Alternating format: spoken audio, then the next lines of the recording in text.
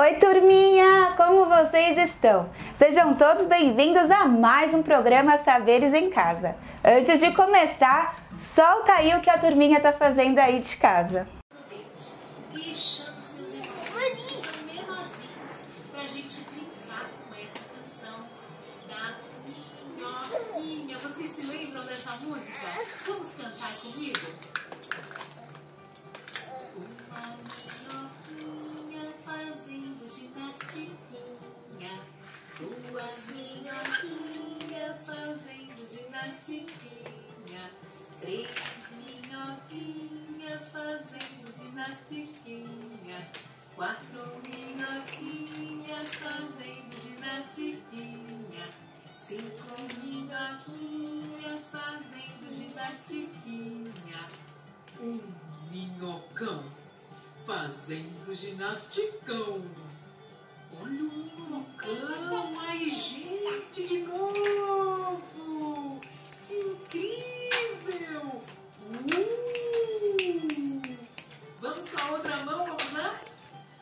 Uma minhoquinha fazendo ginastiquinha, duas minhoquinhas fazendo ginastiquinha, três minhoquinhas fazendo ginastiquinha, quatro minhoquinhas fazendo ginastiquinha, cinco minhoquinhas fazendo ginastiquinha, minhocão fazendo ginasticão.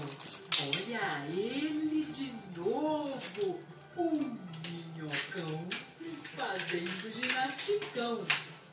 Dois minhocões fazendo ginasticão.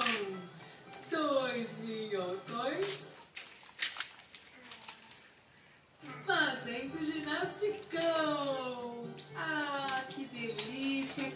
E continuem compartilhando com a gente. É só postar uma foto ou vídeo com a hashtag Saberes em Casa. Ontem vocês tinham o desafio de descobrir o que significa biopirataria. Vocês descobriram? Bom, eu fiz algumas pesquisas, mas vou prestar atenção em tudo por aqui hoje para ver se eu entendi certo. Se alguém não conseguiu pesquisar, não tem problema, vamos descobrir juntos por aqui. Hoje também teremos muitas informações sobre os aspectos físicos da região norte e os problemas sobre desmatamento. Então fiquem ligados, o programa vai começar.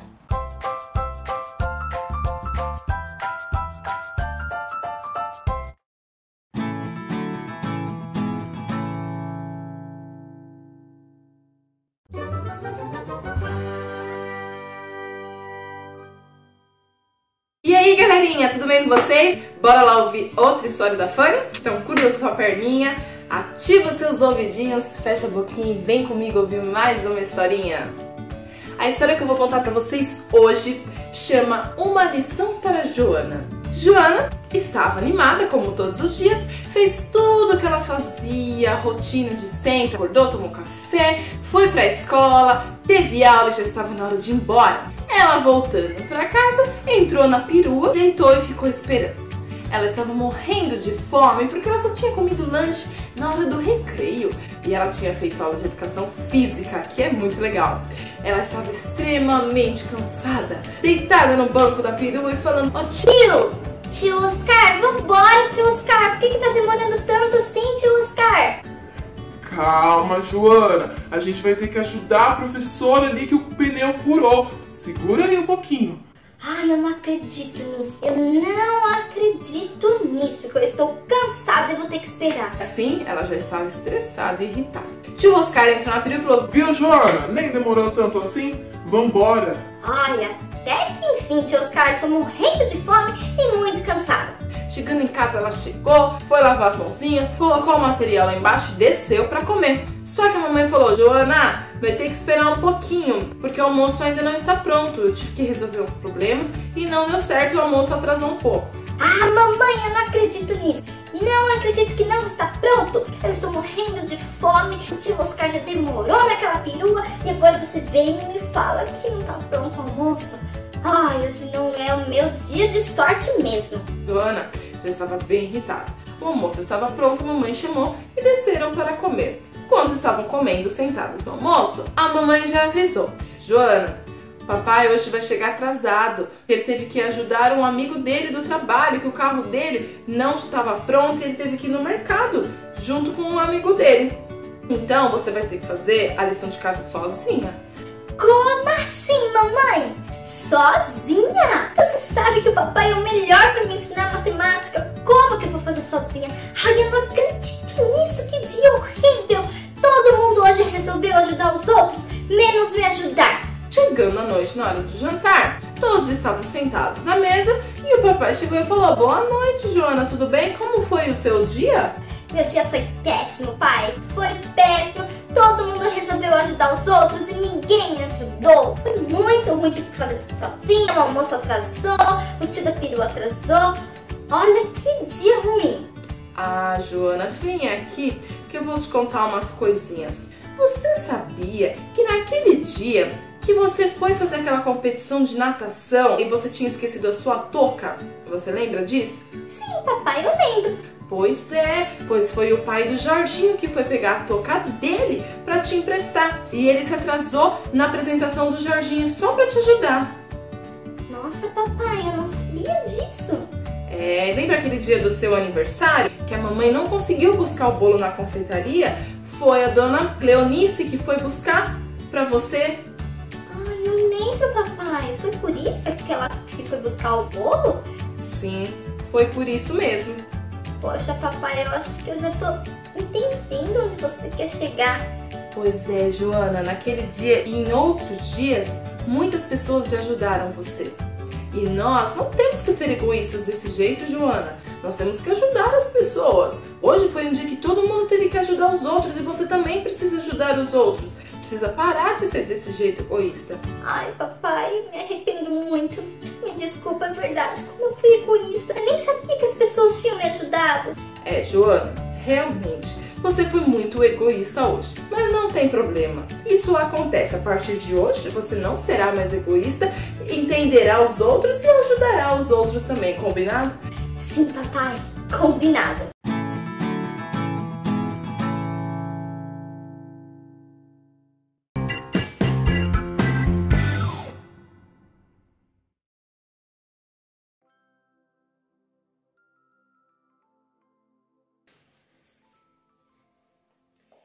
Momento da parlenda. Casa, casinha. Janela, janelinha. Porta, campainha. Pi. Vamos mais uma vez? Vamos lá, presta atenção. Casa, casinha. Janela, janelinha, porta, campainha, ding-dong.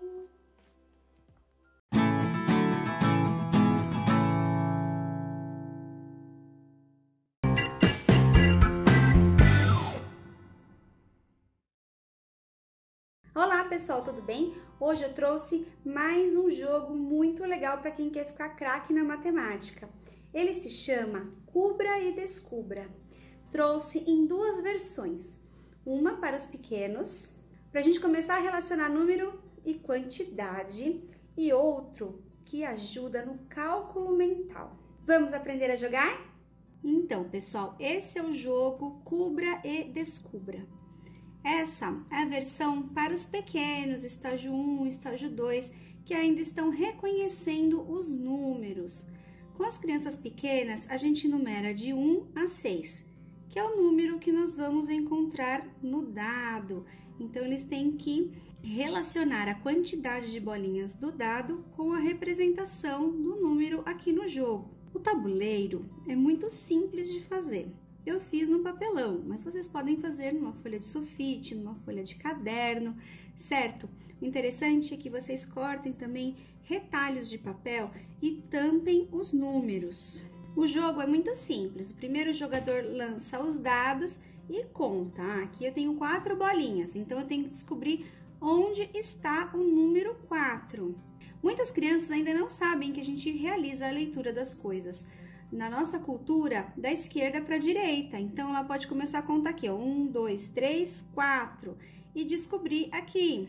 Mas aqui nós vamos encontrar o número 3. Se a criança errar, aí ela tampa o número de novo e espera a vez dela para jogar e tentar descobrir todos os números, certo? Quem descobrir todos os números primeiro ganha. Vamos ver? Vamos começar o jogo pela jogadora mais jovem.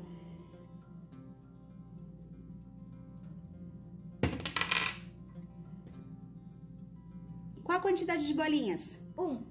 Onde está o número 1? Ih, número 6.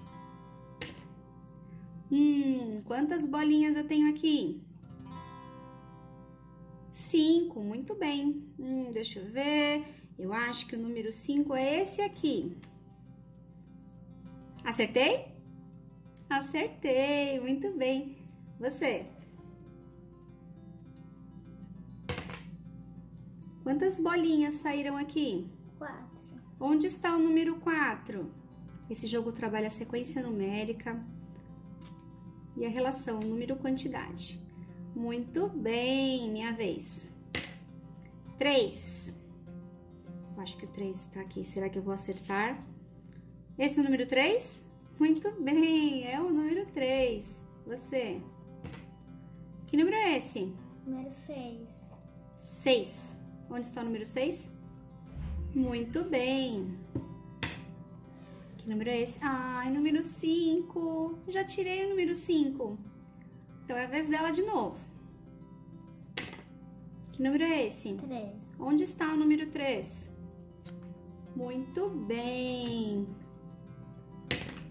2. Onde está o número 2? Aqui. Esse é o número 2? Isso mesmo, esse é o número 2.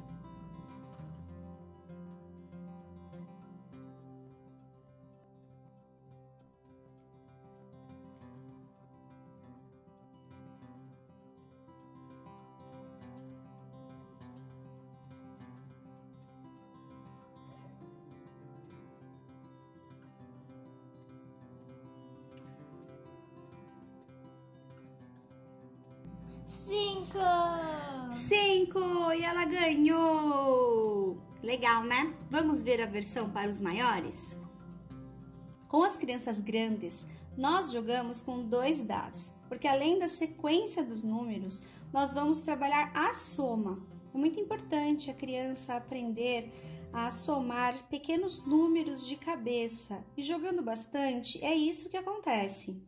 Nosso jogo também começa de um jeito diferente. Ele começa com o número 2, porque como nós jogamos com 2 dados, não daria para colocar o número 1 aqui.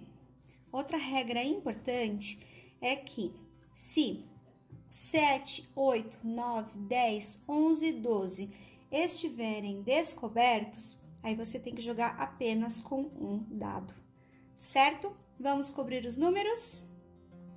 Aqui nós fizemos com coisas que nós já tínhamos em casa, com um papelão e com pedacinhos de caixinha de chá. Vamos começar pela jogadora mais nova.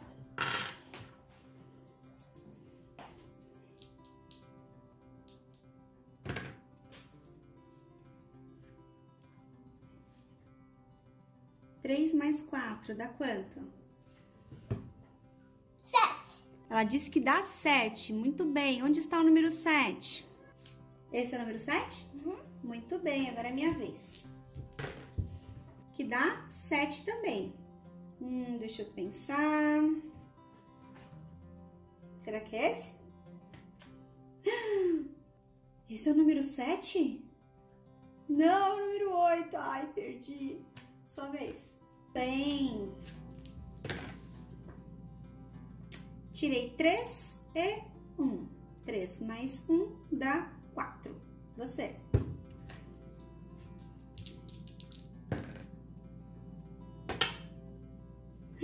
E aí? 4 mais 4 dá 8. Cadê o 8? Muito bem.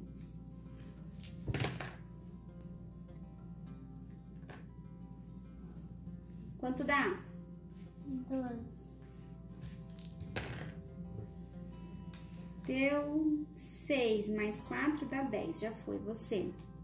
Bom, ó, ela já descobriu 7, 8, 9, 10, 11, 12. Então, ela joga com um dado só. Vai, Alice. Preciso do 4. 4! Alice venceu. E aí, vocês gostaram do jogo? Muito legal, né, gente? Quero ver todo mundo jogando, tirando foto e postando nas redes sociais com o @portalseinforme e a hashtag Saberes em Casa. Um beijo e até mais!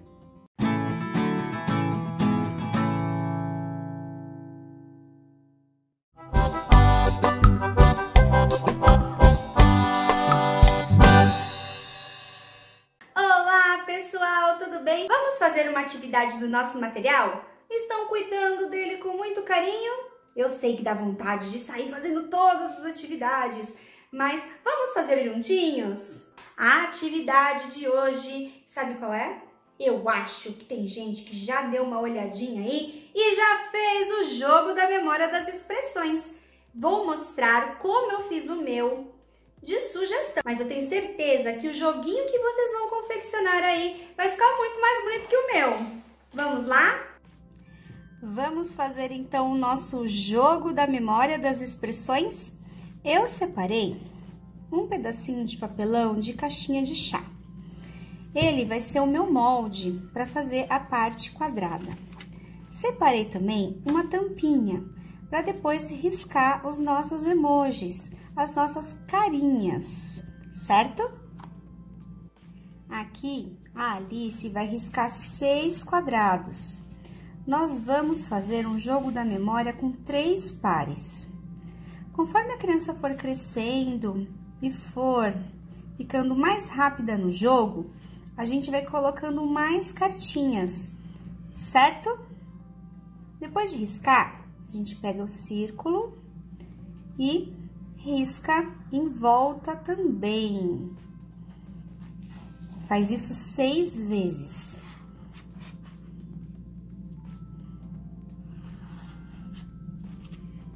Pronto, riscou 6 vezes. Vocês podem fazer isso num papel. Eu gosto de fazer no papelão porque ele é um papel mais grosso e ele aguenta mais vezes a brincadeira, certo? Pronto, agora é só recortar. A criança nessa parte pode ajudar se o papelão não for muito grosso, porque senão ela pode machucar a mãozinha. O que eu fiz aqui? Eu recortei mais ou menos, porque assim fica mais fácil da criança aprender a recortar e não se perder aí com um papel muito grande, certo? Tesoura sem ponta para as crianças, lembrem-se sempre.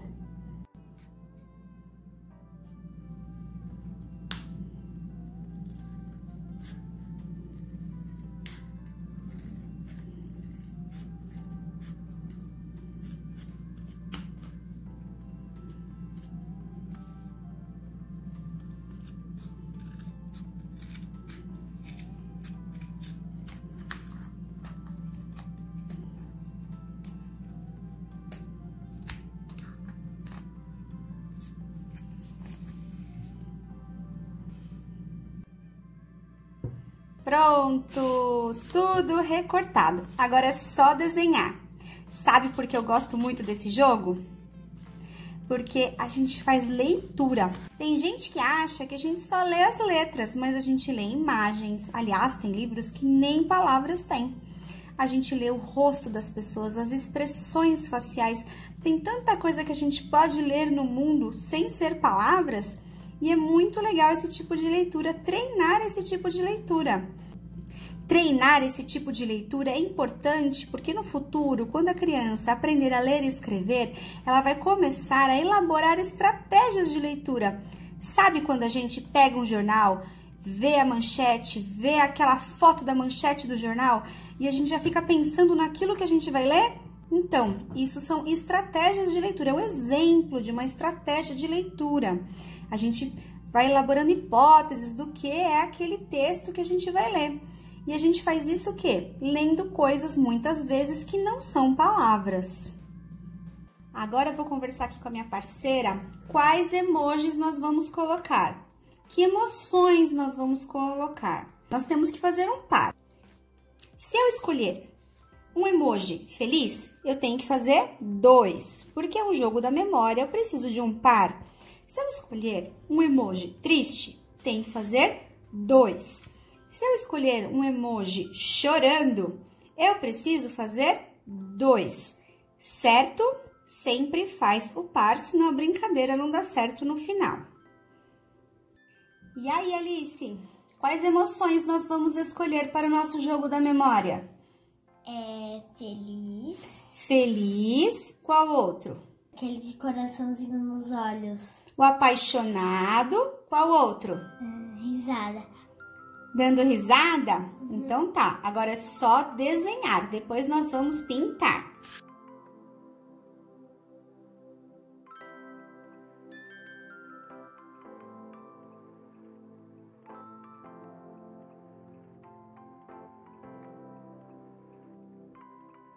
Viram só que interessante? Com o círculo, uma coisa a menos para a criança se preocupar.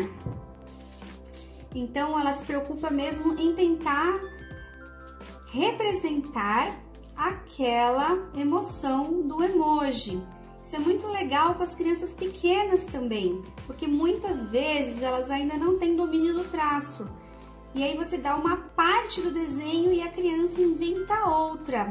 Isso é muito legal para que as crianças evoluam em seus traços e em suas representações por meio do desenho. É muito importante que a criança desenhe bastante antes de começar a ler e a escrever. Porque muitas vezes, quando elas começam a ler e escrever, elas param de desenhar. Esse desenhar é muito importante para a coordenação motora. Deixem que as crianças desenhem bastante. Esse é nosso emoji que está chorando de rir.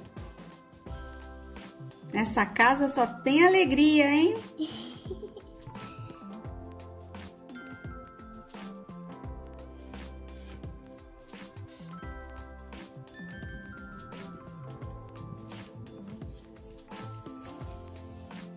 Pronto, nós temos os nossos cartões. Agora é só virar para baixo, misturar bem.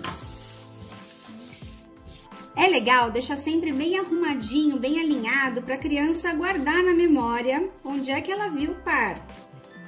Se tiver muito fácil com 3 pares, vão aumentando. Por isso que é legal fazer no papelão, porque ele dura várias e várias brincadeiras. E depois é só colocar na reciclagem quando o material já estiver bem gasto e tudo mais. É muito significativo para as crianças quando elas constroem os próprios brinquedos e os próprios jogos. Uma regra que aparece em muitos jogos, principalmente aqueles comprados em loja, é assim, que o jogador mais novo sempre começa. E se ela descobrir o par, ela tem que imitar com o rostinho dela aquela emoção. Aí, nós vamos ler o rosto dela e vamos ver se ela conseguiu fazer igualzinho aquele emoji, certo? Pode começar. Apaixonado.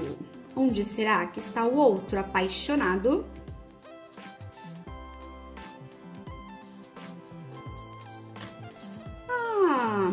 O risonho. Vira, e agora é minha vez. Um apaixonado. Vocês lembram? Será que era esse que era apaixonado? Esse! Muito bem, achei o par. Como eu achei o apaixonado, eu tenho que fazer a cara de apaixonado. Vamos ver se eu consigo? Quando tem muitas peças, não pode mexer nas peças, não pode trocar de lugar, certo? Quando tem muitas peças, quem acerta vai de novo. Como o nosso jogo tem poucas peças, aí agora é a vez dela, certo? Sorriso feliz. Onde será que está o outro feliz? Achou! Ela achou o emoji feliz. Faz uma cara de feliz. Mas no emoji não estava aparecendo os dentes. Como é que faz uma cara de feliz sem aparecer os dentes? Isso aí, pessoal. Divertido, né? Agora ficou fácil pra mim, né? Achei esse e achei esse. Como eu achei o emoji que estava chorando de rir, eu vou tentar reproduzir esse emoji.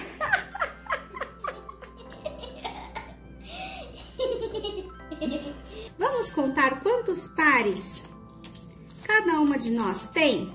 Quantos pares você tem? Um.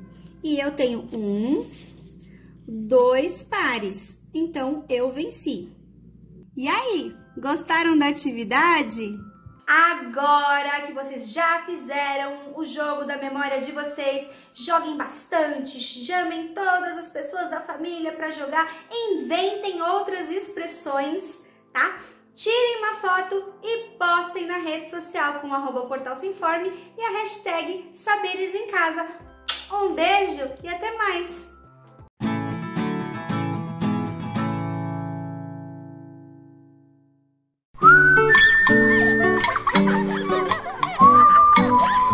Criando juntos, episódio de hoje, no pulmão do mundo.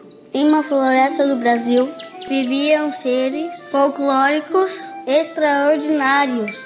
Esses seres vivem em harmonia e cuidam da floresta, que é considerada o pulmão do mundo. Certo dia, o Saci e alguns amigos resolveram tirar férias. E Mapinguari se ofereceu para cuidar da floresta. Mas Mapinguari era um pouco desligado e esquecido. Será que é confiável? Verdade! Afinal, ele vive lá na Lua. Bom, pense que nós devemos dar um voto de confiança para nosso amigo.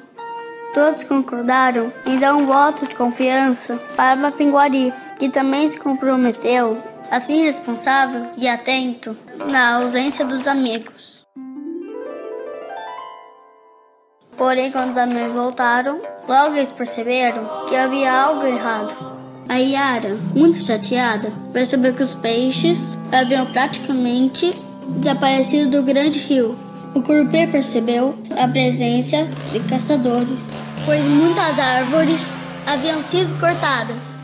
Os seres folclóricos deram uma boa bronca em Mapinguari, que não havia percebido o que estava acontecendo.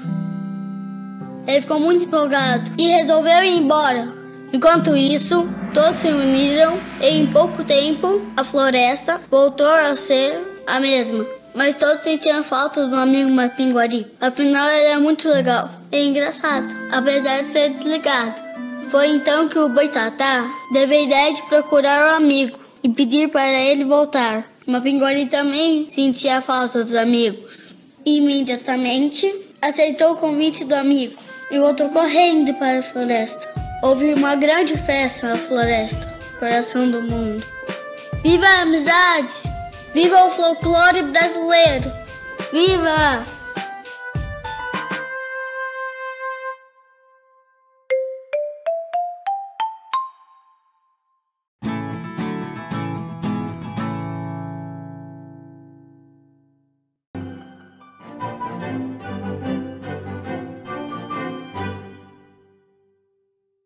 Criançadas, tudo bem com vocês? Eu me chamo Débora, sou auxiliar de classe e hoje eu trouxe uma dica bem legal para vocês fazerem aí na casa de vocês. É uma contação de história. Pode chamar o papai, a mamãe e o irmãozinho para participar junto com vocês, tá? Do que vocês vão precisar? Eu separei esse cesto. Aí na sua casa você pode separar uma caixa de papelão, uma caixa de sapato, um balde, uma bacia, o que você tiver. E você separa alguns objetos que você tem aí na sua casa. Pode ser qualquer coisa. Se tiver material reciclável, melhor ainda. É só usar a sua imaginação, tá bom? E essa brincadeira funciona assim. Eu começo a história e depois vocês vão dar continuidade aí na casa de vocês, tá bom? Vamos lá? Eu vou começar. Era uma vez um ursinho muito lindo chamado Ted. E o Ted, ele tinha outros amiguinhos. Tinha o Kiko e tinha a Nina. E ele amava brincar com seus amigos numa floresta que tinha bem pertinho da casa dele. E um dos brinquedos que o Ted mais gostava era a sua luneta mágica, que ele usava para poder ver os passarinhos e as flores lá na floresta. E todas as tardes, por volta de 3 horas da tarde, a mamãe do Ted chamava ele para comer um delicioso mingau.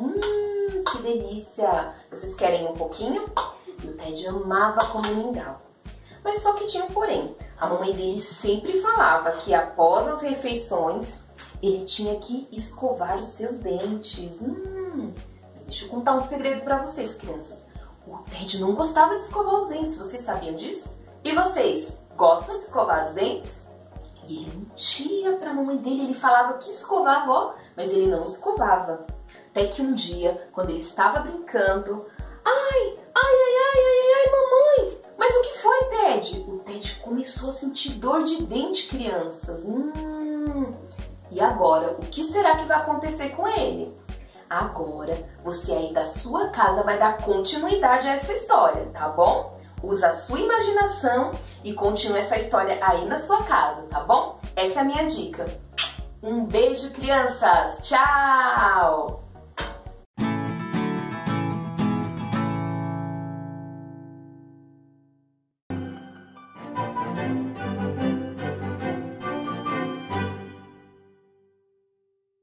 Olá, crianças!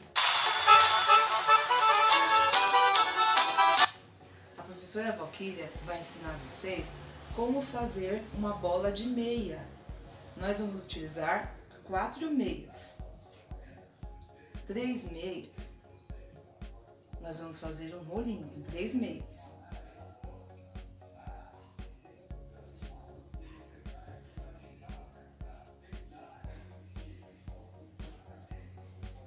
E vamos colocar dentro da meia que sobrou.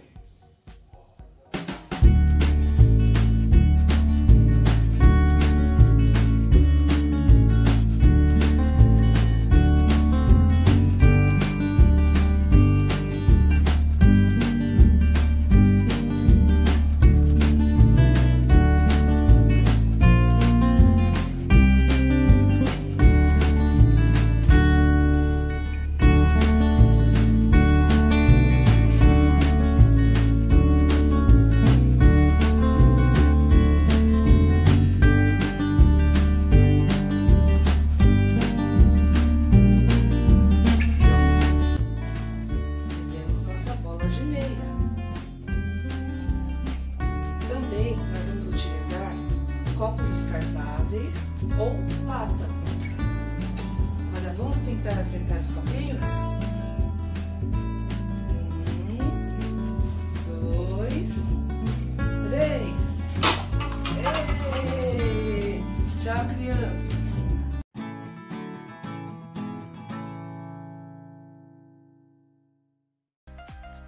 A página do programa Saberes em Casa está te aguardando com muitas atividades. Aqui você pode acompanhar tudo o que passa na sua telinha.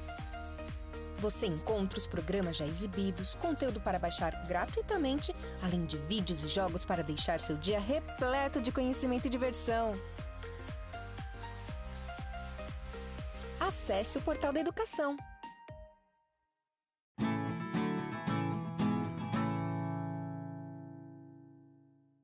Esse é o show da Luna, Luna, Luna. Esse é o show da Luna, tudo que a pergunta a Luna faz. Porque a luz acende, cadê a estrela cadente? Porque a gente perde dente, será que existe duende? Dá pra andar de trás pra frente, abacaxi não tem semente. Tudo que a pergunta a Luna faz. Esse é o show da Luna, Luna, Luna. Nem tudo nasce da semente?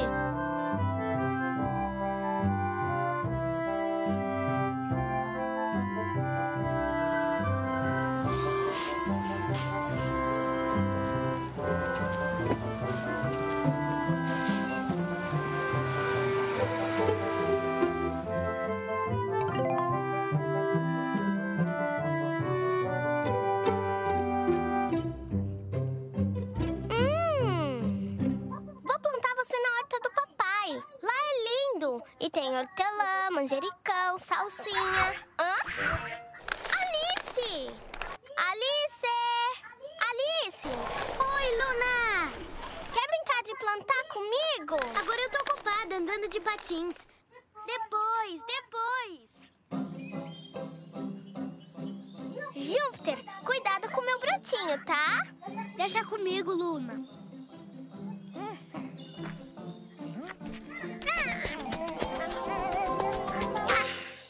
Obrigada, Cláudio.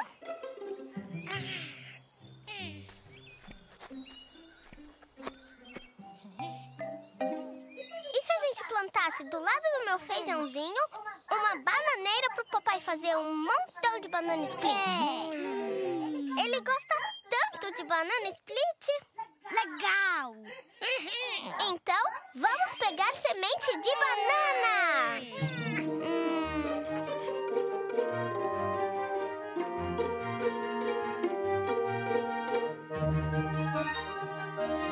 Ué, cadê a semente da banana? Vocês estão vendo alguma semente? Eu não.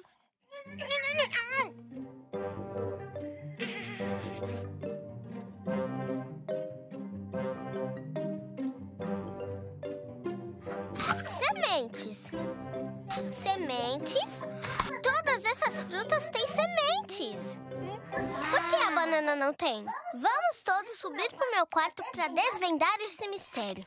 Como será que a banana nasce se ela não tem semente?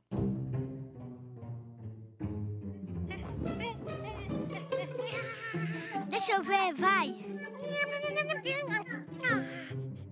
Calma, todos vão ver na sua vez. Será que esses pontinhos pretos são as sementes? Que pequenas! Como será que uma banana brota dessas sementinhas? Vai ver que elas nascem bem pequenininhas. Será que a banana nasce uma banana criança e cresce até virar uma banana adulta? Será? Como nasce uma banana? Eu quero saber! Precisamos descobrir isso!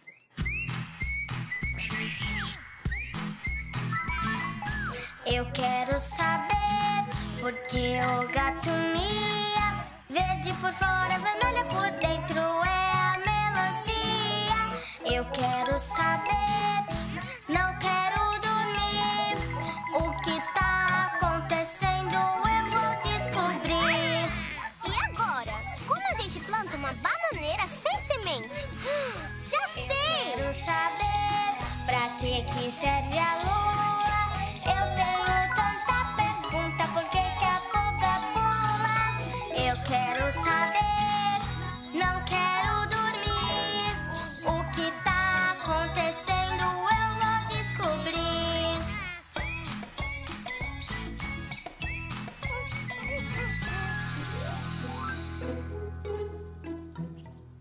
Júpiter? Eu. Cláudio? A gente vai descobrir agora como se planta uma banana. Conta logo, Luna. Se a banana não tem semente, é porque ela é a própria semente. Para esse experimento, precisamos de 2 bananas. Ajudante número 1, cientista Júpiter. Descasque a banana e passe para mim, por favor. Tá.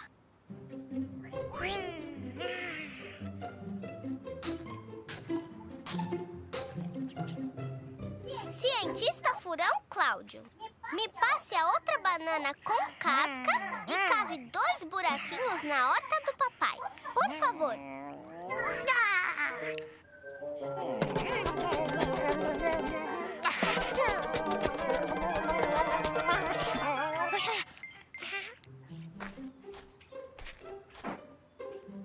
Pronto, agora é esperar. Com ou sem casca, uma delas tem que virar bananeira. Certeza, Cláudio. Vai dar certo.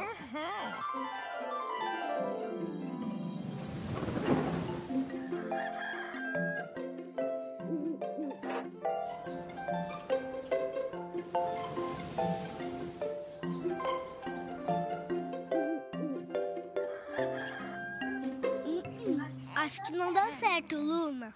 É mesmo! Olha só como o feijãozinho cresceu. nasceu. E as bananas, nada.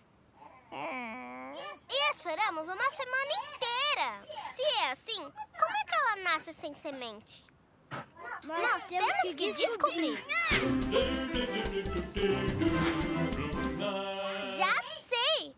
Vamos fazer de conta que a gente era uma banana e entrar numa bananeira pra perguntar. E vamos entrar nessa aqui, ó. Legal!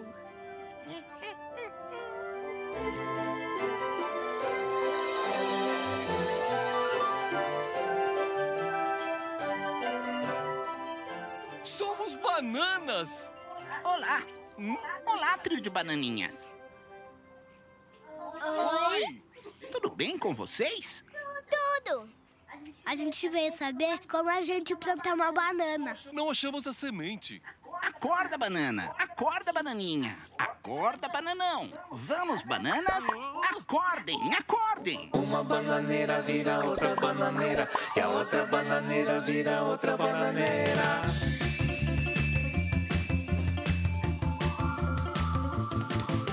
Vocês acham que a gente é árvore, mas a gente não é.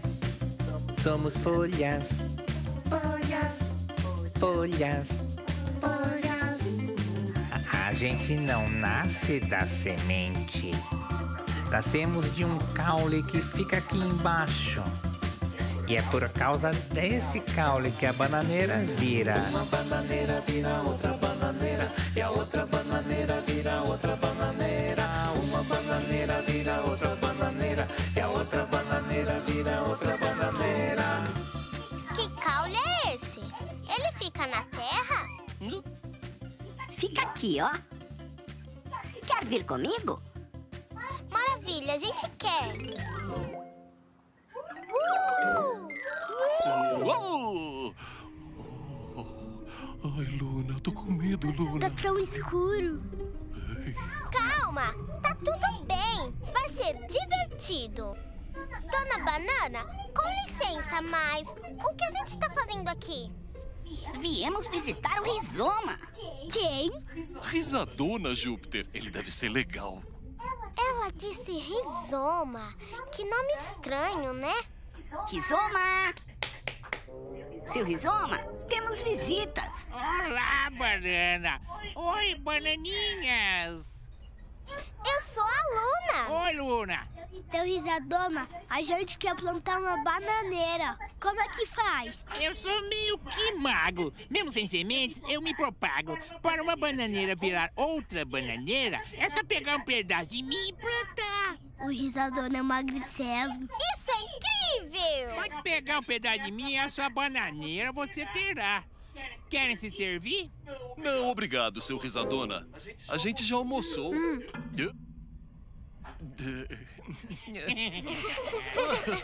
Uma bananeira vira outra bananeira, e a outra bananeira vira outra bananeira.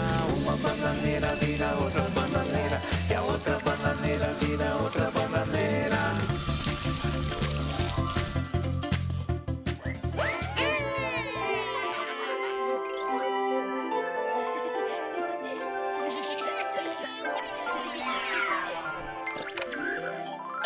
As bananas nascem desse caule raiz chamado rizoma, que cresce e vira uma bananeira. Alice! Oi, Luna. Demorei muito?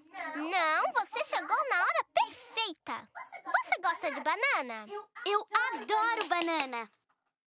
Então, vem comigo. Tem uma coisa muito legal pra contar pra você. Alice, você sabe como nascem as bananeiras? Da semente. De mim, o Rizadona. Calma, Júpiter. Ainda não era pra você se apresentar. Quem? Vamos, Cláudio. Vamos, Júpiter. Vamos cantar e explicar tudinho pra Alice. Vocês acham que a gente é árvore, mas a gente não é. Somos folhas, folhas, folhas, folhas.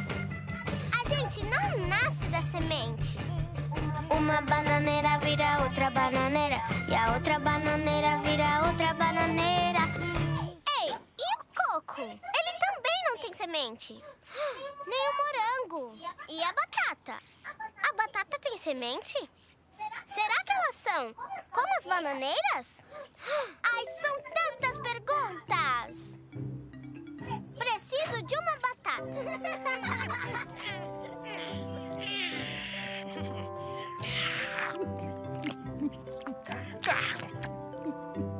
Veja os outros vídeos do nosso canal. O Show da Luna, no Discovery Kids. Esse é o show da Luna. Luna, Luna. Esse é o show da Luna. Tudo que a pergunta a Luna faz. Porque a luz acende, cadê a estrela cadente? Porque a gente perde dente, será que existe doente? Dá pra andar de trás pra frente, abacaxi não tem semente. Tudo que a pergunta a Luna faz. Esse é o show da Luna.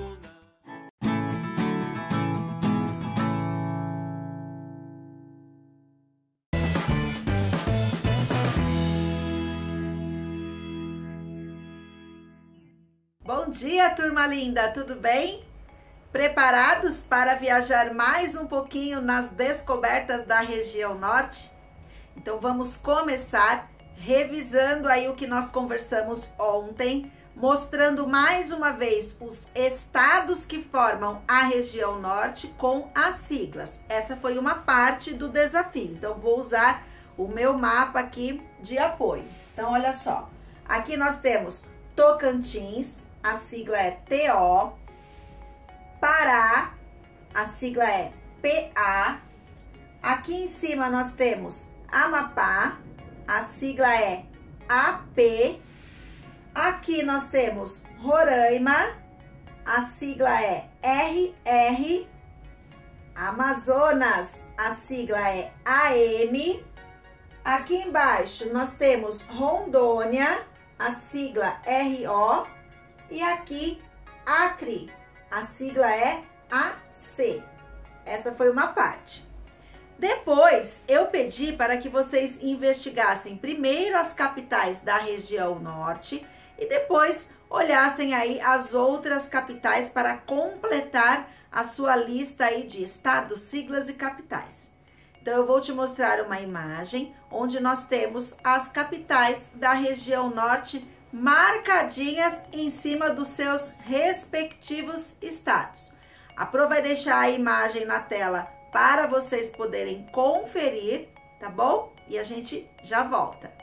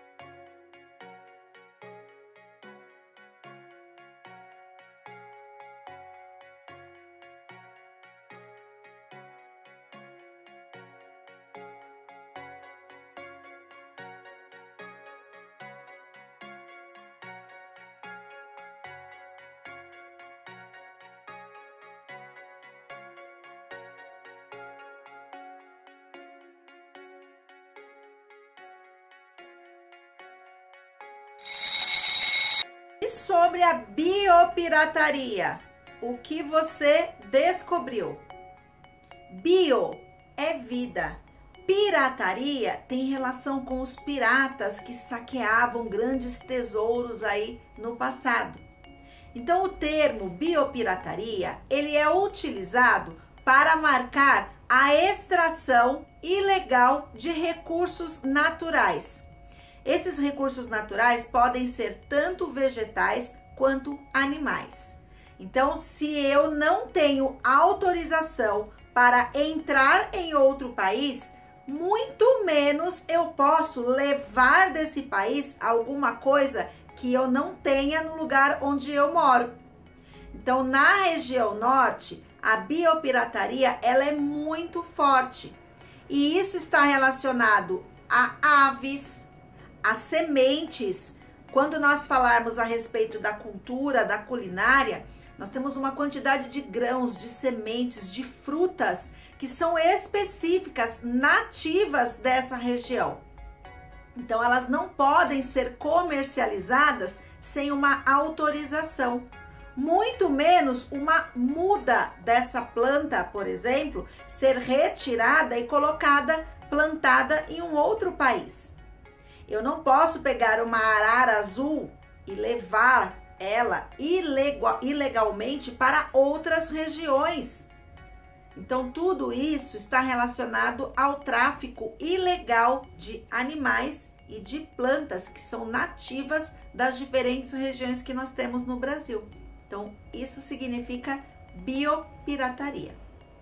Então, agora que você já descobriu isso, anotem o tema do nosso encontro, a data de hoje que vamos seguir.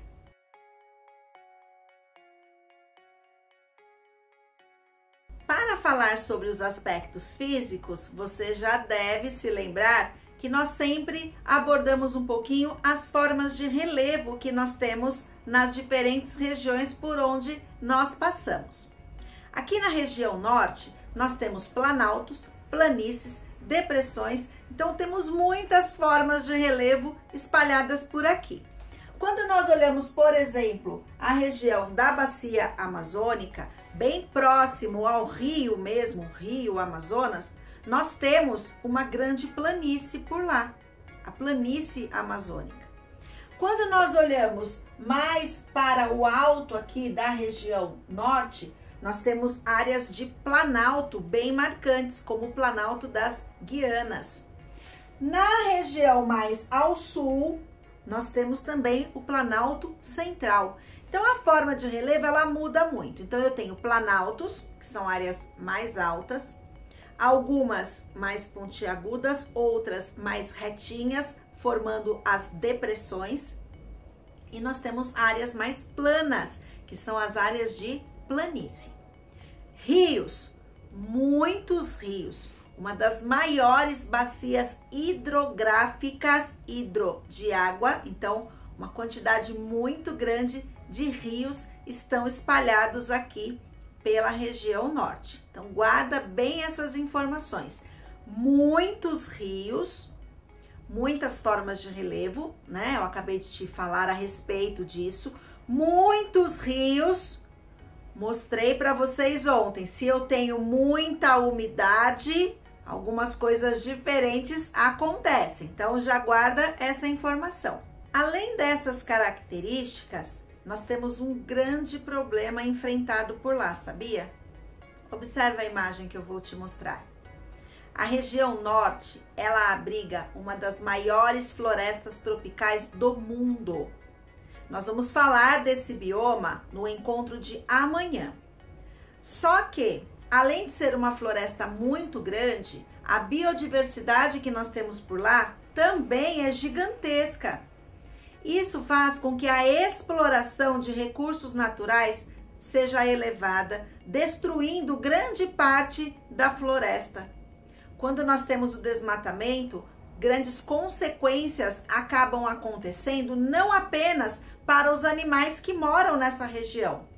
Nós também sofremos muito com isso e a principal mudança acontece no clima. Eu posso ter falta de alimento, porque se eu não tenho condições adequadas ali no ambiente para que todas as coisas se relacionem, eu posso ter comprometimento na produção de alimentos.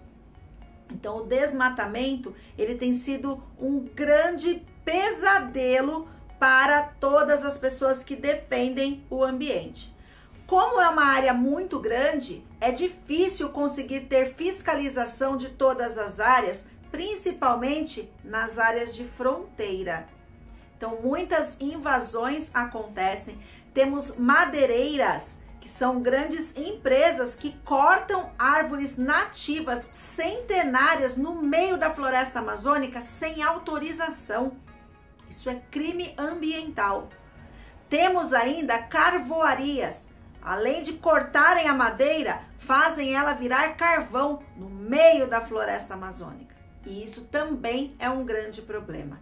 Então, essa imagem que eu acabei de te mostrar é um dos desafios enfrentados em todo o Brasil? Sim, em todo o Brasil. Mas na região norte, isso é ainda mais intenso, tá bom? Seja desmatamento, madeireiras ilegais, carvoarias, parece já bastante coisa, né? A região, ela é uma grande fronteira agrícola. Então, muitas áreas, elas acabam sendo desmatadas para que pastos passem a existir para a criação do gado. Então, são muitos problemas juntos, né? Então, existe uma preocupação muito grande em cuidar de toda essa área e vocês vão entender por que ela é tão importante para nós aqui em São Paulo e para todos os outros estados que nós temos no nosso país. Olha essa outra imagem que eu trouxe. Essa imagem, ela mostra um fenômeno muito legal que acontece lá na região norte. É o encontro de dois rios, o Rio Negro e o Rio Solimões. Então, quando eles se encontram, olha que engraçado, a água dos dois rios, ela não se mistura totalmente. Aí fica essa marca aí do rio com águas mais escuras e do outro rio que tem águas mais claras. Você sabe por que isso acontece? Existe uma diferença de temperatura, existe uma diferença de densidade, a composição dos minerais, né, que formam esses rios, o leito desses rios por onde eles passam é diferente. E aí, por essas características tão variadas, a água dos dois rios não se mistura. E eu tenho aqui uma proposta para te mostrar, você pode fazer aí na sua casa depois do nosso encontro, que traz essa ideia do que pode ser misturado, do que não pode ser misturado, essa diferença de propriedades que nós temos entre os materiais. Então, espera aí que eu vou te mostrar. Então, vamos lá, ó. Presta atenção e aí depois do encontro você pode fazer, tá bom? A Pro pegou aqui um copo, coloquei um pouquinho aqui de água, não precisa encher o copo, tá? Depois, é importante que ele seja transparente. Se for usar o copo de vidro, não se esqueça de pedir ajuda para um adulto, tá? Então, primeira coisa aqui, coloquei água num copo. Aí, na minha outra canequinha aqui, eu peguei óleo de cozinha, tá? E olha o que eu vou fazer. Eu vou jogar, deixa eu segurar assim.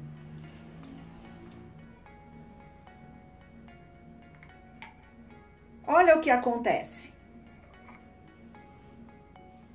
Viu só? A água e o óleo, eles não se misturam.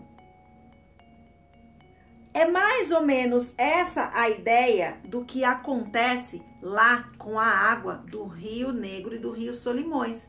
Eles possuem diferentes densidades e eles possuem temperaturas, minerais, tudo por lá é diferente. Então, mesmo com toda a água fazendo aquele turbilhão, indo para lá, indo para cá, fazendo aquela bagunça, porque deve ser, né, uma mistura forte, eles têm velocidades que são diferentes. Temos velocidades de 2 km, 6 km entre esses rios. Então, não dá tempo de misturar.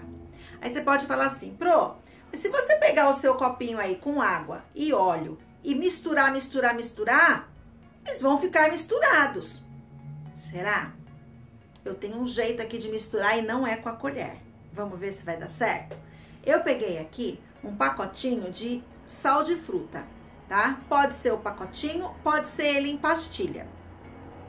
Então, o que a gente vai fazer aqui com esse sal de fruta? Eu vou jogar na minha água, como se ela estivesse fazendo toda a mistura lá das águas dos dois rios. Então, olha só aqui com a Pro. Ó, vamos jogar, olha lá. Olha o que acontece. Tá vendo as bolinhas do óleo? Elas estão subindo, está misturando. Olha lá, tá misturando. O sal de fruta, ele vai ficar reagindo aqui, reagindo, ó. Ele tá tentando de todo jeito ter muita força aqui e misturar a água e o óleo. Será que ele vai conseguir? Vamos descobrir, olha só. Pro, eu posso pegar e dar uma ajudinha e mexer nesse copo para acelerar um pouco o processo? Pode. Você pode mexer, tá bom? Você pode, se não quiser usar o sal de fruta, não precisa, tá? O que a Pro tá querendo mostrar aqui é mais ou menos a ideia do que acontece com a mistura da água dos dois rios. Elas têm velocidades diferentes, composições diferentes, então uma partezinha aqui embaixo, ó, até tenta se misturar, mas ela não vai conseguir. Eu vou deixar esse copo aqui em repouso e o que vai acontecer? Ele vai ficar exatamente como estava no começo do experimento que eu acabei de te mostrar. Então espera aí agora só um pouquinho que a gente vai colocar o copo aqui em repouso e já já eu mostro para você como ele ficou. Pronto! Para vocês foi uma coisa emendada na outra, mas a Pro pegou o copo. Olha, ele continua com o sal de fruta reagindo, mas olha só, vamos mexer, ó. Olha o que acontece com o óleo. Ele não mistura, ele tenta de todo jeito misturar aqui embaixo, mas não vai misturar, tá bom? Então depois você experimenta aí na sua casa, você vai descobrir coisas bem legais a respeito das misturas. Lembrando que a Pro está te mostrando isso para relacionarmos um pouquinho com o que acontece lá no encontro das águas do Rio Negro e do Rio Solimões. Agora que você já conheceu um pouquinho desses aspectos físicos que nós temos na região norte, vamos para o desafio. Ontem eu pedi para que vocês começassem a investigar as capitais das outras regiões do Brasil. Então eu trouxe aqui um modelo de tabela que pode te ajudar a deixar tudo bem organizadinho aí no seu caderno. Observem a imagem. Então nós temos aí cada espaço destinado para uma região que nós já investigamos aqui e você pode agora completar os estados, as siglas e as capitais, deixando tudo num único local, muito organizado e muito caprichado aí no seu caderno. A segunda parte do desafio é que eu gostaria, né, que vocês investigassem e descobrissem o que são rios aéreos ou rios voadores. Que será que é isso? Ontem eu pedi para vocês investigarem biopirataria e tinha toda a relação lá com a nossa região norte. Eu te contei isso hoje. E rios aéreos, rios voadores? O que será que é isso? Será que alguém aí consegue me ajudar e amanhã nós conversamos a respeito disso? Ótimo, vou ficar esperando então as contribuições de vocês para me ajudarem a descobrir o que significa isso.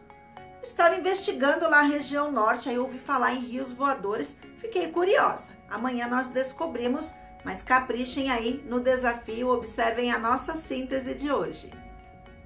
Então, a primeira coisa é completar a nossa proposta de quadro com os estados, siglas e capitais de todas as regiões que nós temos no Brasil. E a segunda parte, ajudar a Pro a descobrir o que são rios aéreos ou rios voadores. E se der tempo e for possível, olha como ficou. Faz o teste aí, investigue como que ocorre esse encontro do Rio Negro com o Rio Solimões, em que outras situações do nosso dia a dia, essa diferença aí, essa separação de misturas, ela também acontece, tá bom?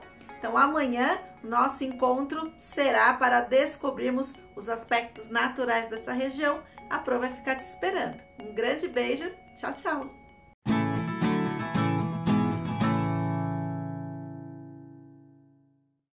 Filho, vamos fazer uma experiência? Vamos! Então pega este ovo e coloca na água. Tá. Coloquei. O que aconteceu? Ele afundou. Ele afundou. Por que será que ele afundou? Não sei. Vamos colocar sal na água. Vamos ver o que acontece. O que será que vai acontecer? Não sei. Colocou? Pode colocar mais. Tá, vou colocar mais. Ai, Deus. Tudo bem, pode colocar mais. Mais ainda. Isso. Pode colocar mais, pode colocar colher cheia.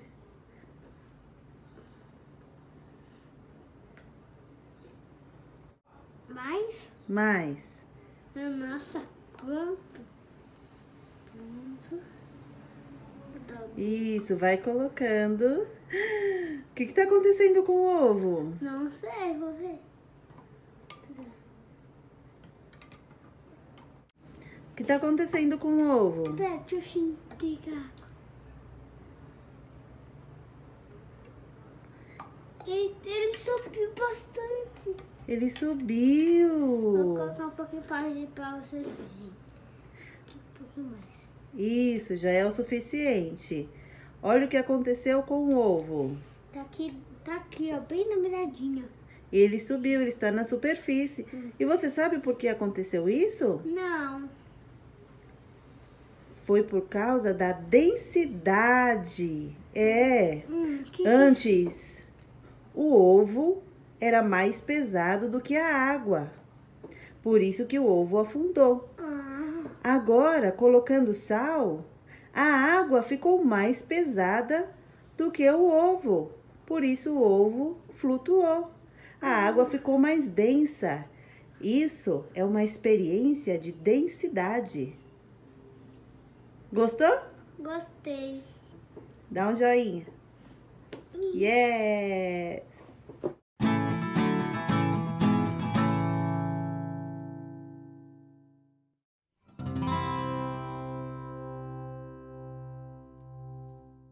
Olá, pessoal da EJA, tudo bem com vocês? Hoje, o assunto na aula de Língua e Cultura Portuguesa será resenha crítica. Mas o que será que é isso, hein? Vamos acompanhar? Eu tenho certeza que será um tema muito importante para todos vocês.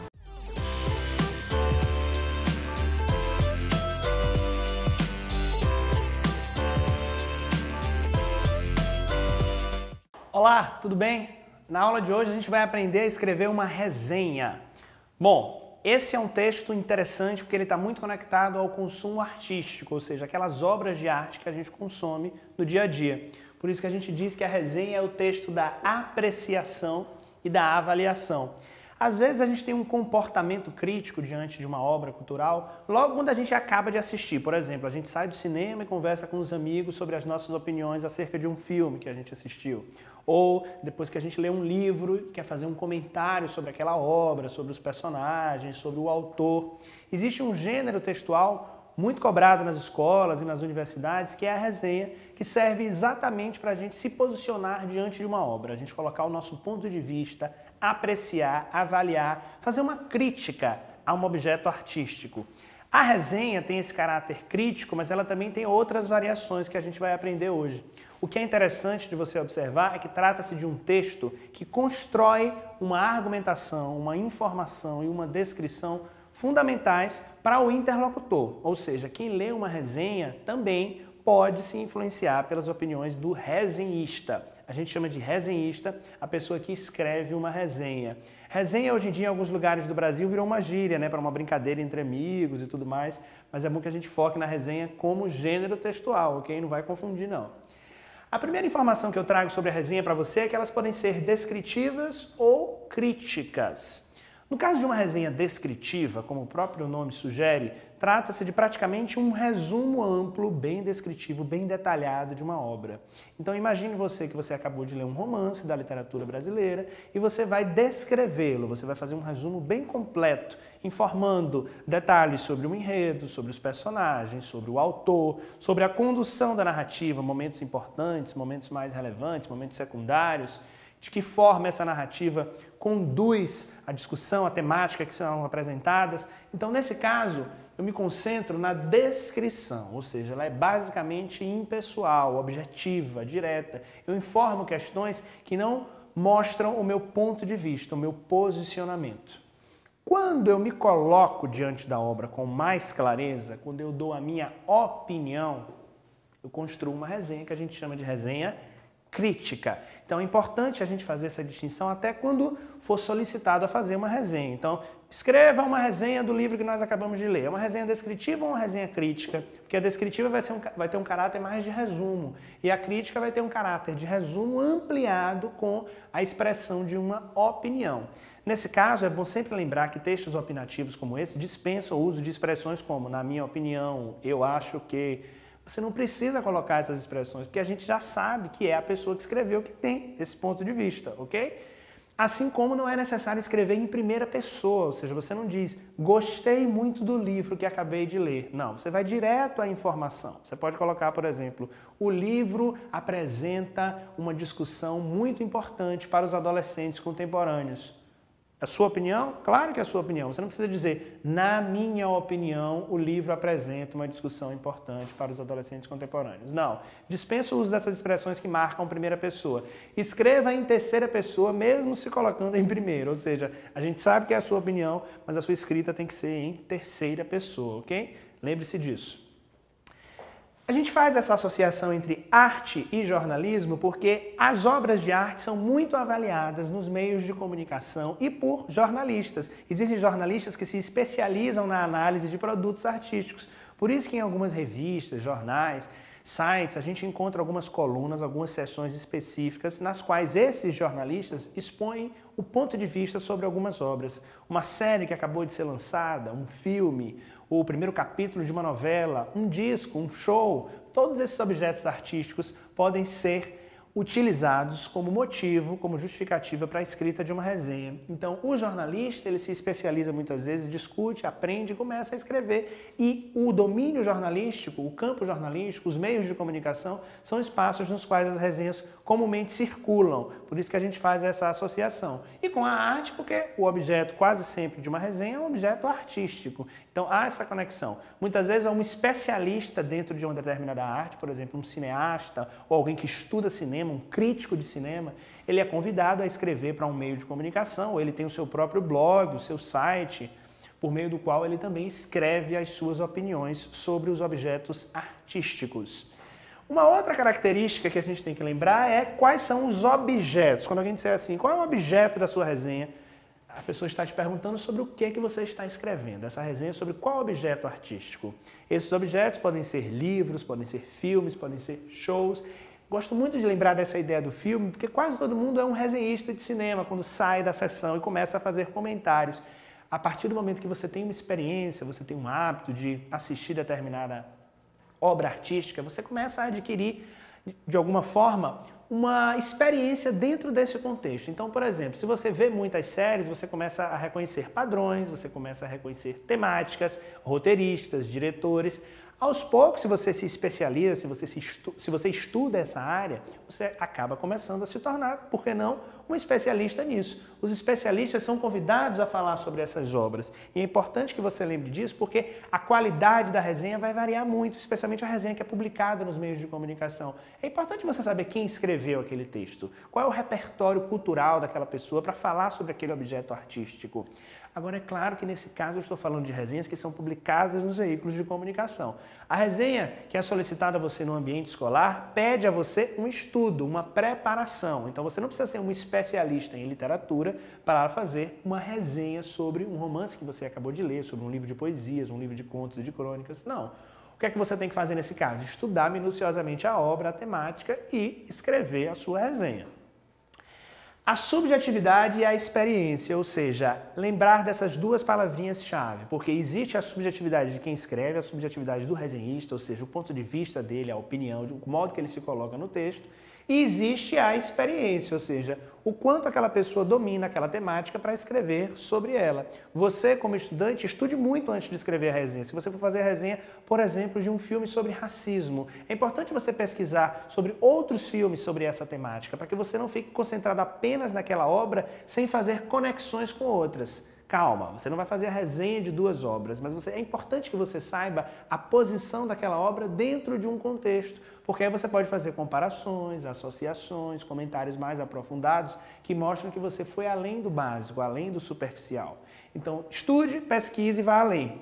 Pense sempre na influência que você vai exercer sobre o outro. Se você lê a resenha de um filme antes de ir assistir a um filme no cinema, por exemplo, pode ser que você mude de ideia. Pode ser que você já vá influenciado a não gostar ou a gostar demais do filme. Por isso que muitas pessoas preferem ler as resenhas depois de terem assistido a um filme, por exemplo, de ter lido um livro, porque senão essa influência pode prejudicar o seu posicionamento diante da obra. O quanto o outro é experiente, o quanto o outro ele se coloca diante da obra, pode influenciar muito o nosso ponto de vista. Bom, e na hora que você for escrever, qual é o formato? Como é que eu construo esse texto? Bom, tá na hora de a gente aprender então passo a passo da escrita de uma resenha. A primeira coisa que você faz logo no primeiro parágrafo da sua resenha é apresentar o autor. Então, faça uma pesquisa sobre quem é o autor daquela obra, quem é o diretor, quem é o roteirista, quem é o escritor, quem é o pintor, quem é o músico. Faça uma pesquisa básica, apresente algumas informações biográficas e profissionais que são relevantes para o seu leitor. Cuidado, não começa a fazer uma biografia do autor do livro também não, hein? Porque a gente sabe que os livros são objetos muito comuns de escrita de uma resenha. Não, não é para fazer isso. É para você dar uma apresentação geral sobre aquela pessoa. Quem é esse escritor? Qual a importância dele? Por que ele escreveu esse livro? Então apresente algumas informações biográficas logo no começo. A depender de onde você esteja escrevendo essa resenha, muitas vezes você vai poder apresentar um título criativo, né? Um título que já mostra um pouco o seu ponto de vista. Então o título tem que ser um título sugestivo, nada muito grande, que ocupe muito espaço. A depender do formato também, caso o seu professor peça um formato mais rígido, mais rigoroso, ele pode pedir que você apresente em cima as referências bibliográficas dessa obra. Isso pode acontecer. Então é sempre bom checar qual é a exigência do professor, do contexto que você está escrevendo. Nos textos que são publicados nos meios de comunicação, logo após o título, a gente já vê o parágrafo de apresentação do autor. Logo em seguida vem um parágrafo para descrever a obra. E aí, de fato, você faz uma descrição geral. Você apresenta informações gerais sobre o livro, sobre o filme, sobre a novela. Não precisa apresentar ainda tantos detalhes. Isso aqui geralmente vai ocupar um parágrafo mesmo, no máximo 2, a depender da extensão da sua resenha. É quando você faz a apresentação dos pontos gerais. Esse momento já é um momento onde você começa a se colocar, porque na descrição você já usa alguns adjetivos muitas vezes, a não ser que você faça meramente descritiva. Se for uma exigência de ser o mais impessoal possível. Mas no caso da resenha crítica, quando você começa a descrever, você já começa a usar um adjetivo, começa a usar uma palavrinha ou outra que já mostra um pouco da sua opinião. Em seguida começa de fato a maior parte da resenha, que é a análise de trechos importantes. Essa análise é acompanhada de alguns resumos. Então você pode contar um trecho do enredo de um romance, por exemplo, e nesse trecho, sobre esse trecho, colocar o seu ponto de vista. Explicar, por exemplo, por que você acha que a relação entre os personagens não funciona, por que funciona. Ou no caso de um filme, explicar por que você acha que determinado ator, determinada atriz não funcionaram representando aquele personagem. Então, nesse momento você se posiciona. É um trecho analítico, opinativo. Lembra sempre que é o trecho, é o momento que você começa de fato também a mergulhar na apreciação e na avaliação da obra. Você está avaliando, você está se colocando diante daquele produto. Depois que você faz vários parágrafos analíticos, porque são vários, perceba, se a sua resenha for muito grande, você vai ter que ter vários momentos de análise a depender da extensão do objeto cultural que você está analisando, né? Lembre que quando eu estiver falando de objeto, eu estou falando do que é que você está resenhando, o que é que o resenhista está escrevendo sobre o quê. Depois que você faz essas análises, você parte para a recomendação. Ao final de uma resenha, é necessário que o autor se coloque, ou seja, que ele diga se a obra é ou não recomendada. Esse é o momento mais claro da recomendação. É claro que quando você escreveu antes algumas coisas, antes, né, de você ter se posicionado no parágrafo final, você já colocou um pouco o seu ponto de vista, colocou até demais. A gente já vai saber se você gostou ou não gostou da obra. Mas no final, para fechar, para fazer de fato esse desenlace do texto, essa conclusão do texto, você de fato recomenda ou não. E diz para quem você recomenda. Por exemplo, você pode fazer uma crítica, ser bastante crítico, criterioso, e quando eu digo fazer uma crítica, não é só falar mal, hein, galera? Crítica é se posicionar, é avaliar, é apreciar. Você pode fazer uma crítica positiva ou uma crítica negativa, você pode fazer uma análise crítica. Quando você se posiciona no final e recomenda, você também diz a que público-alvo essa resenha se dirige. Então você pode colocar, por exemplo, que embora o filme funcione bem para o público-alvo adolescente, não é uma obra tão interessante para o público adulto. Ou seja, você deixa claro que você tem possibilidades de apreciação dessa obra que são diferentes a depender do público. Também é um momento que você pode colocar a citação a outras obras depois da recomendação. Por exemplo, você diz, nesse livro encontramos informações relevantes sobre a história do Brasil, tal como em outros livros de determinados autores, ou seja, você cita, você sinaliza porque aí o leitor da sua resenha pode querer depois se aprofundar nessa discussão e nessa temática. Ou seja, a sua resenha influenciou o repertório, a informação, o conteúdo, a cultura do seu leitor, porque ela apresentou informações relevantes e embasadas, ok? Sobre a linguagem, sobre o contexto, vai depender muito do que foi solicitado para você. Na maioria das vezes é uma linguagem formal, porque os contextos de apreciação e de colocação de uma resenha são contextos formais, meios de comunicação, escola, universidade. Mas, por exemplo, se for uma revista, um blog ou um site mais dedicado ao público adolescente, nesse espaço pode ser permitida a publicação de uma resenha mais informal, com gírias, com uma linguagem mais coloquial. Isso vai depender muito do contexto. Lembra disso, ok? Mas a linguagem, na maioria das vezes, é uma linguagem formal para que todo mundo compreenda, uma linguagem dentro da norma padrão da língua portuguesa. Então, da próxima vez que alguém te pedir uma resenha, já sabe, né? Você vai ter que se colocar, apreciar, avaliar, analisar, descrever e, muito provavelmente, fazer uma crítica de um objeto cultural, ok? Esse foi o tema da aula de hoje, resenha. Muito obrigado.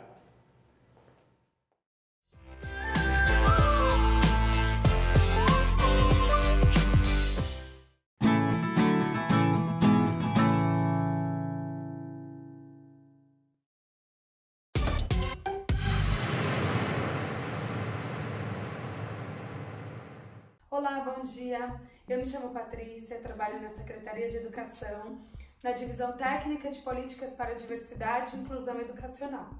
A semana passada eu fiz a atividade de organizar os mantimentos. E não só organizar, né? Mas também a criança nomear cada item do alimento. Não é necessário que a criança nomeie todos os itens, né, da cesta básica, mas que ela possa ter acesso, né? A gente trabalhar com essa criança pelo menos com um item. Porque se é uma criança que ela não está acostumada a realizar essas atividades, provavelmente ela vai, né, tentar sair da atividade. Então a gente começa trabalhando com apenas um item e de um item nós vamos passando para outro item, até que a criança consiga então ir nomeando todos os itens. Isso eu estou falando das crianças verbais. Das crianças que não são verbais, nós vamos nomeando para a criança cada item. Eu vou falando para a criança, ó, o arroz, né? Me ajuda a colocar o arroz aqui, me ajuda a colocar o feijão. E quando eu vou cozinhar, eu também falo para a criança, eu vou fazer arroz, eu vou fazer feijão, porque a criança vai associando com aquela atividade que ela teve. Lembra que eu falei que tudo está interligado? É importante que a criança tenha acesso a todo o repertório das atividades, né? Seja no fazer o alimento, seja no guardar o alimento, né? Seja no comer o alimento, e em todos esses itens a gente vai nomeando para a criança. Quando ela não é verbal, quando ela é verbal, a criança vai nomeando para nós todos os itens da atividade que ela está realizando. Essa atividade é muito importante. Nós estamos trabalhando não só organização, mas concentração, contato visual, né, o segmento de instrução. Eu estou pedindo para ela pegar tal mantimento. A criança vai lá e pega o mantimento e traz para a gente poder guardar, seja numa caixa, seja num armário, não importa, né? Isso é o que menos importa da atividade. É onde é o que menos importa. O importante é a criança ter acesso a essa atividade. E hoje, dando continuidade, né, nessa organização, nós vamos trabalhar com a organização dos talheres. Para falar, né, dessa atividade de organização dos talheres, eu quero mostrar para você um vídeo. Vamos assistir?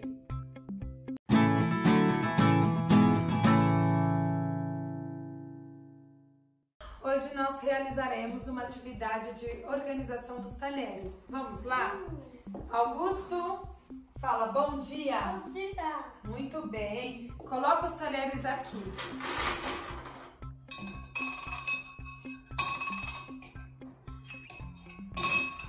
Isso. Vamos colocar todos os talheres aqui, tá bom?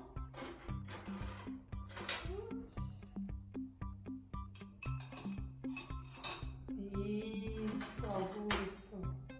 Você já está discriminando as colheres, os garfos, pode pegar, Isso, Augusto, muito bem. Que menino inteligente. E agora as facas.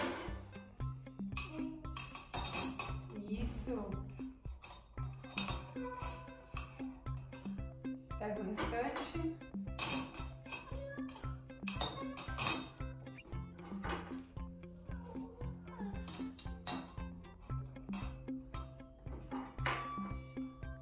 Muito bem, Augusto. Parabéns. Toca aqui.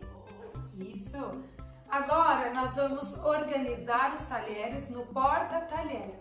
Este é o porta-talher e eu vou fazer um modelo para que o Augusto coloque os talheres no modelo. A faca, a colher e o garfo. Augusto, ó, pega a faca e coloca aqui. Aqui. Isso, muito bem. A faca. Isso.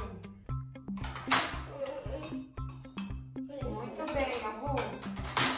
Pega a colher. A colher agora. Isso. Aqui, ó. A colher. Aqui. Isso, muito bem. Isso mesmo. Muito bem, Gu. Agora o garfo aqui, ó. Isso. Perfeito. Falta o último. Isso, muito bem. Agora nós vamos mostrar para o nosso telespectador que você organizou. Vamos lá? Segura aqui. Olha, o Augusto finalizou essa atividade. Bom, muito obrigado, viu, Augusto, pela sua participação. Valeu!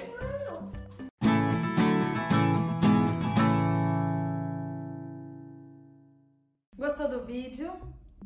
Vamos falar um pouquinho sobre ele? Bom, essa atividade é uma atividade de organização de talheres. Para realizar essa atividade, é importante primeiro saber se a criança conhece os talheres. Ah, ela conhece os talheres, então vamos organizar. Organizar aquilo que ela conhece. Não quer dizer que eu tenho um divisor lá com 6 divisórias, que eu tenho que colocar todos os talheres para ele conseguir organizar. Não. Eu vou começar organizando aquilo que a criança conhece. E se ela não conhece nenhum? Então, nós vamos trabalhar para que ela conheça, então consiga realizar essa atividade. Eu pedi para o Augusto pegar os talheres de cima da mesa e colocar dentro de um pote. E aí, ele já tem essa discriminação de talheres, então ele vai colocando um a um.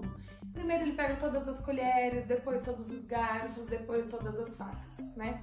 E ele vai fazendo no tempo dele, né? Como ele consegue fazer, não tem problema. A gente precisa, né, respeitar a criança, esperar a criança e saber que todas as crianças aprendem.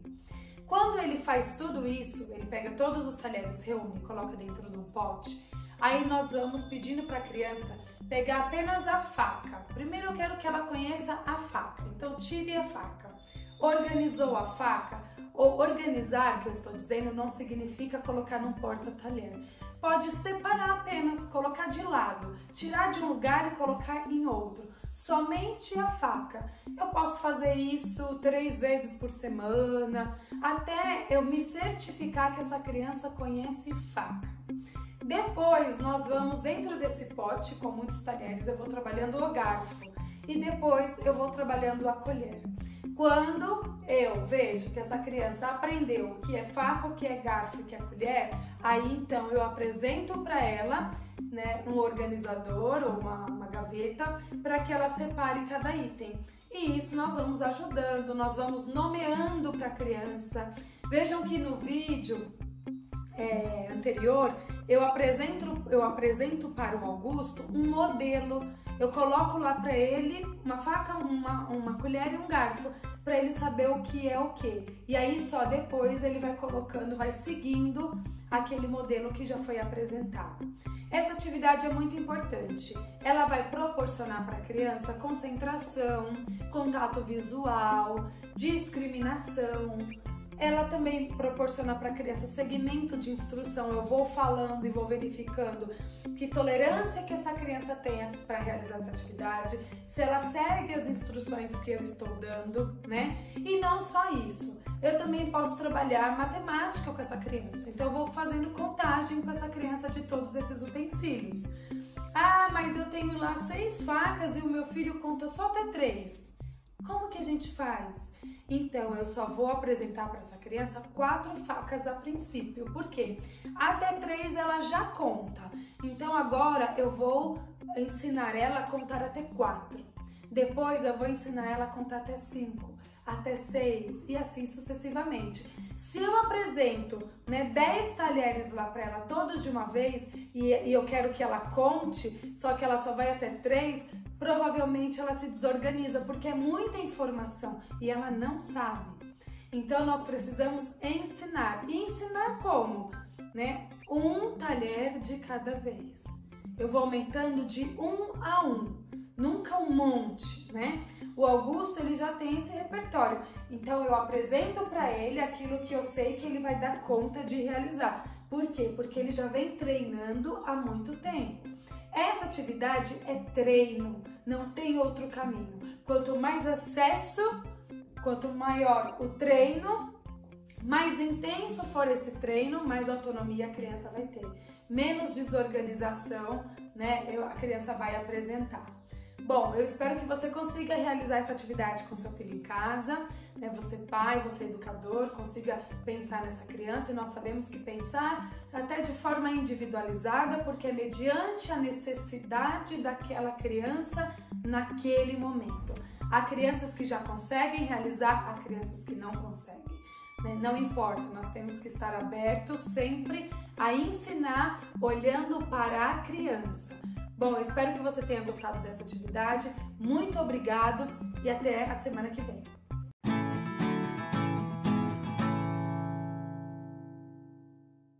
E é isso aí, turminha. O programa Saberes em Casa chegou ao fim. Mas amanhã eu espero vocês às 9 da manhã. Até lá. Tchau, tchau.